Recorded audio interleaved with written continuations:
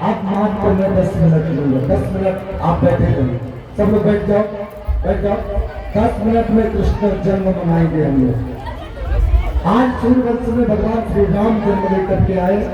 आदो राम तपोवनाथ गमनम, भगवान राम का विवाह कैकेयी के द्वारा वनवास प्राप्त कर 14 वर्ष वनवासी बने और अनेक भक्तों पर और अनेक राक्षसों का उद्धार कर रावण का बन करके विभीषण को राज्य प्रदान कर और लौट करके आकर के अयोध्या में शाबाश रहते हुए अयोध्या में सब अवधवासियों को सुख प्रदान करते हुए और एक दिन स्वधाम गमन कर गए अपने समस्त अवधवासियों के साथ भगवान श्री राम। अब कृष्ण कथा भी चले। सूर्यसेन के पुत्र है वसुदेव। कंस बड़ा अत्याचार दुराचार करता है। भगवान में जो है भगवान के पास पृथ्वी जाती है तो का रूप था, बहुत सूक्ष्म में लेकर के चल रहा है। अब बिल्कुल थोड़ी देर के लिए बिल्कुल शांत हो, आवाज को शांत कर दो थोड़ी देर के लिए, ठीक है ना।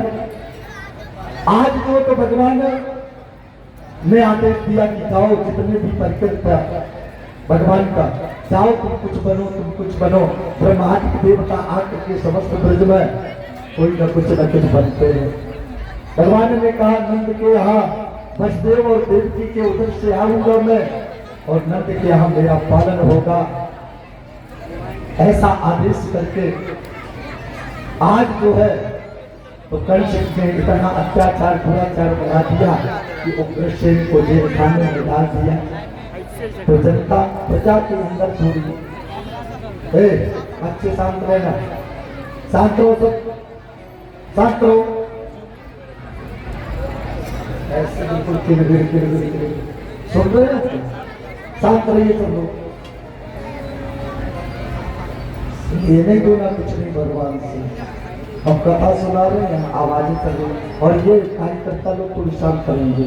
आपसे प्रार्थना है, बताता हूँ बीच में अगर कोई डिस्टर्बेंस हुआ तो दिक्कत होती है, क्योंकि सीधे तार जुड़ा रहता है वहां से जब हम बोलते हैं। बीच में डिस्टर्ब बिल्कुल न किया। और 5 बजे आए, मैं कहता हूँ 4 बजे आप आइए। अगर मैं 4 बजे में बैठ करके कथा सुनाऊं तो बताना आप सुनने के इच्छुक तो 4 बजे मैं बैठ रहा हूँ 4। अगर बैठ तो आप बैठ करके आपको पता नहीं सुना कल कौन कौन आएगा 4 बजे बताइए। हाथ खड़ा करें, केवल 10-20 लोग हाथ उठाए ना। कल से 4 बजे से कथा होगा। बैठिए माता जी, अभी थोड़ी बैठो।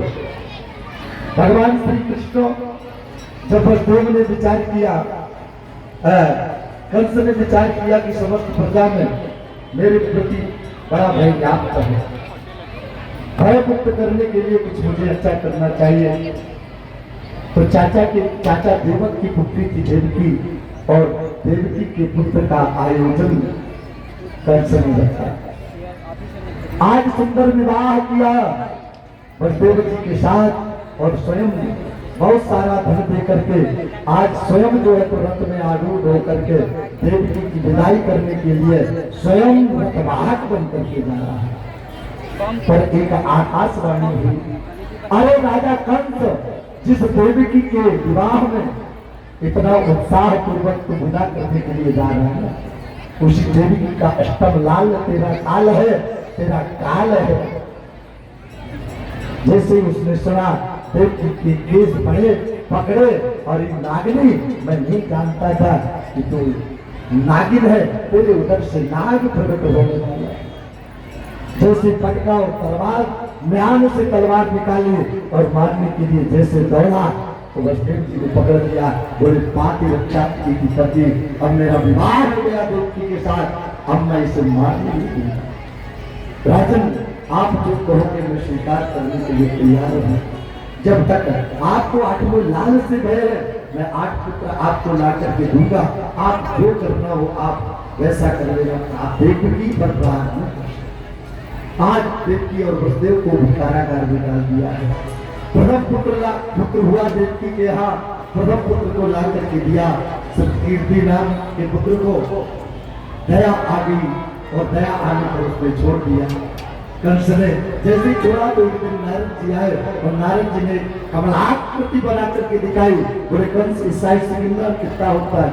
बोले 1 2 3 4 5 6 7 8। और बोले इस साइड से गिनना, तो इस साइड से भी गिने तो 8, और इस साइड से गिने 16। बोले यही तो देवताओं की चाल होती है, पहला भी 8वां हो सकता है और 8वां भी पहला हो सकता है। क्योंकि नारद भगवान का मन है, जब तक अत्याचार दुराचार नहीं होगा तब तक भगवान प्रकट कहां से हो। आज जो है तो नारद जी ने समझाया, तो कंस ने उस बालक को, प्रथम बालक को मंगाया, और ऐसे ऐसे करके 6 बालक मार दिए देवकी से। सातवां जब गर्भ में आया तो भगवान ने अपनी योग माया को आदेश दिया, जाओ तुम माता देवकी के गर्भ से निकाल करके रोहिणी के गर्भ में स्थापित कर दो। इस गर्भ में स्थापित किया गया, और आज भगवान देवकी के तेज को क्या कहना है। आज देवकी के उदर में भगवान का आगमन जब हुआ तो क्या बोला गया? सत्य देवताओं ने स्तवन किया, स्वागतम कृष्णा, स्वागतम कृष्णा,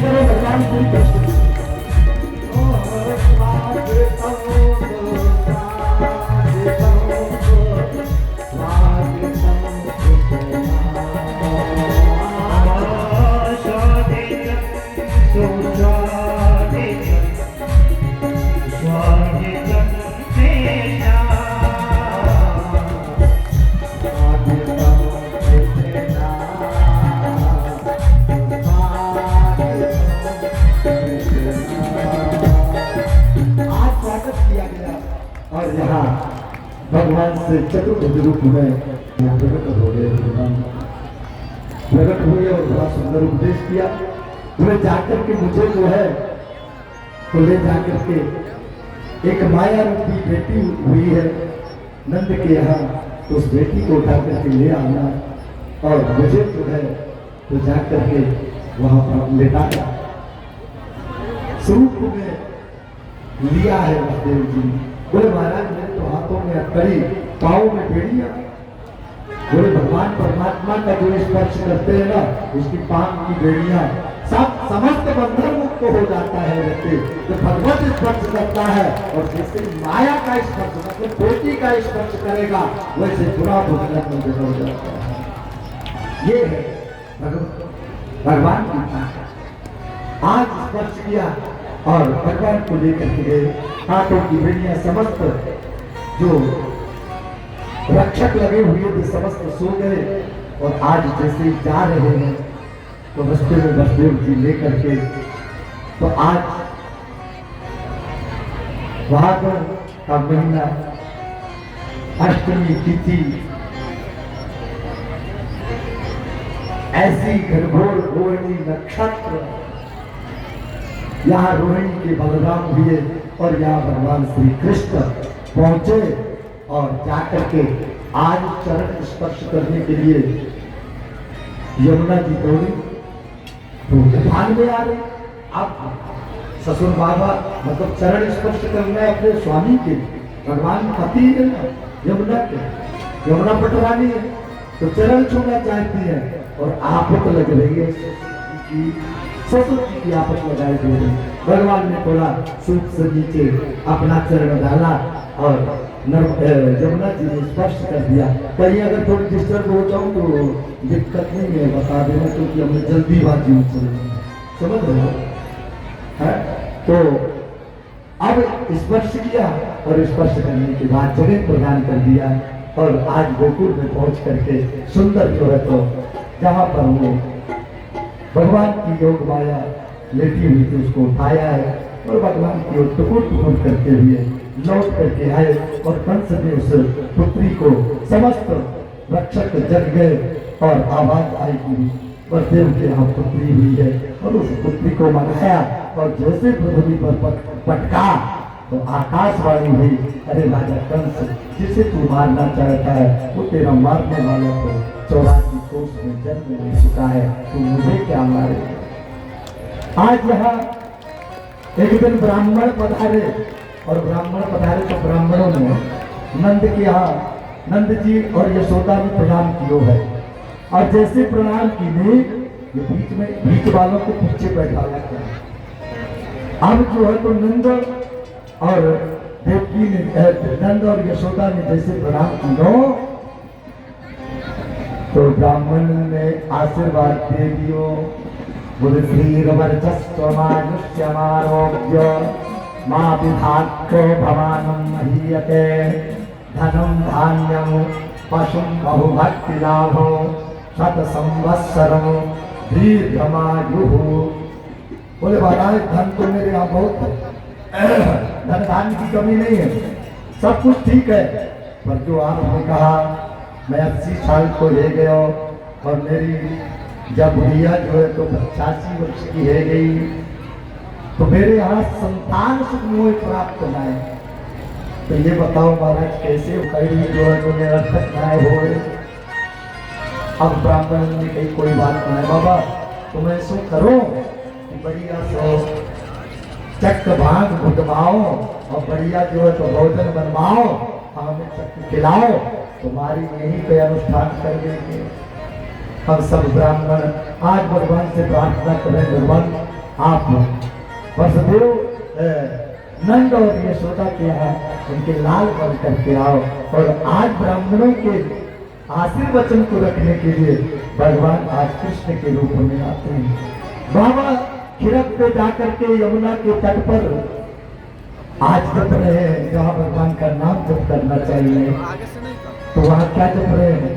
अरे लाला हो गए गो की लाली हो गएगी, लाला हो गए गो की लाली हो गएगी। अब ये जो आप चल रहा, अब तो उनकी बहनें हैं नंदा और सुनंदा।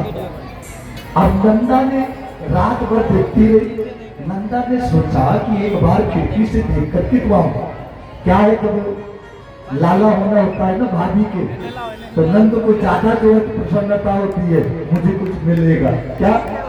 अब जैसे ही एक खिड़की से झांक करके आज ब्राह्मण ने सुंदर जात कर्म आज के संस्कार का पूजन करवाया है। बाबा को कहते हैं बाबा चावल चढ़ाओ, बाबा फूल चढ़ा देते हैं। बोले बाबा फूल चढ़ाओ, तो दूबा चढ़ा देते हैं। बोले बाबा तुम्हारा दिमाग काम नहीं है। बोले हाँ महाराज कुछ ऐसे ही लग रहा है, मुझे तो ऐसे लगे कि लाला को दर्शन करूं। आज सब बधाई देवे को आने लग गए। अरे आज नंद द्वारे पथैया बाजे, आज नंद द्वारे पथैया बाजे, आज नंद द्वारे पथैया बाजे, आज नंद द्वारे पथैया बाजे, आज नंद द्वारे पथैया बाजे, पथैया बाजे, पथैया बाजे, पथैया बाजे, पथैया बाजे,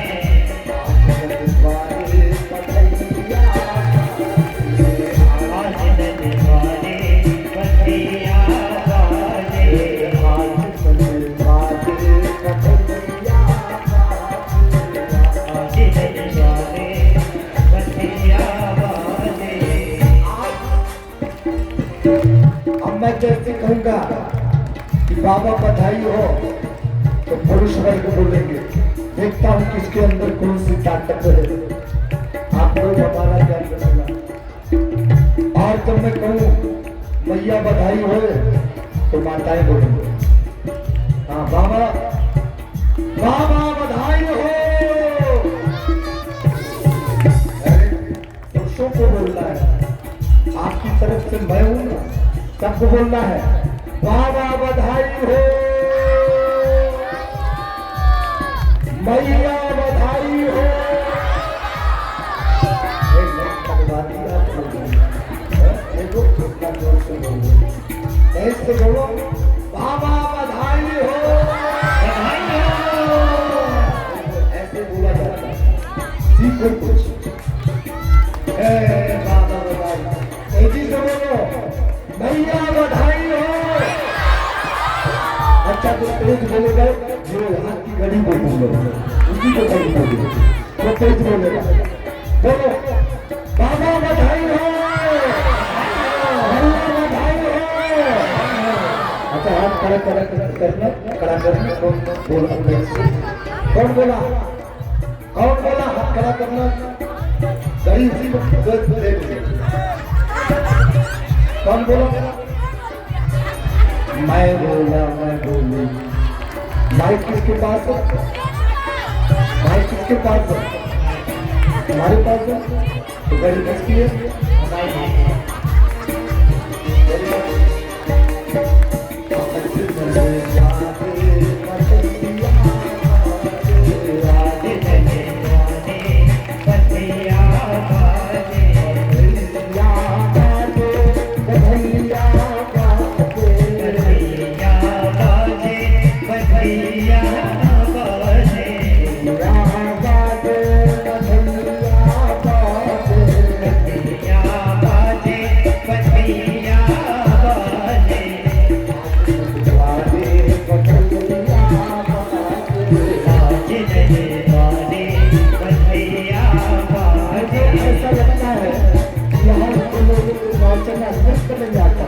नाचना नहीं आता।